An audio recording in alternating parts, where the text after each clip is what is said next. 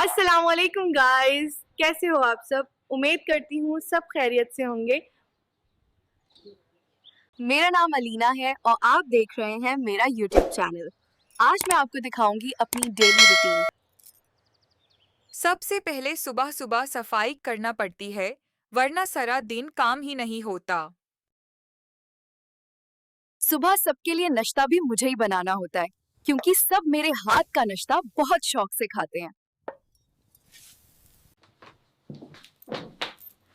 रोजाना कपड़े इतने जमा हो जाते हैं, इन्हें धोना ही पड़ता है वरना काम डबल हो जाता है। ये मेरी रोज की रूटीन है। सुबह से शाम तक यही काम होते हैं। घर वालों ने मुझे काम की मशीन समझ रखा है। बस अब घर का काम तो हो गया है। चलो अब आपको अपने खाद दिखाती हूँ। गांव की लाइफ ऐसे ही है, हर काम खूब करना पड़ता है, लेकिन मजा भी इसी में है। ये हमारी चावल की फसल है।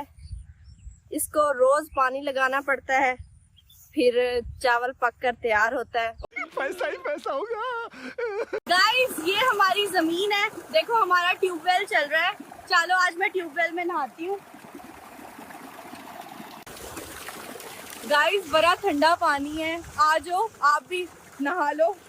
गर्मी बहुत है। चलो यार, अब मैं घर चलती हूँ, जाके दोपहर का खाना भी बनाना है, नहीं तो फिर मम्मा से डांट पड़ेगी।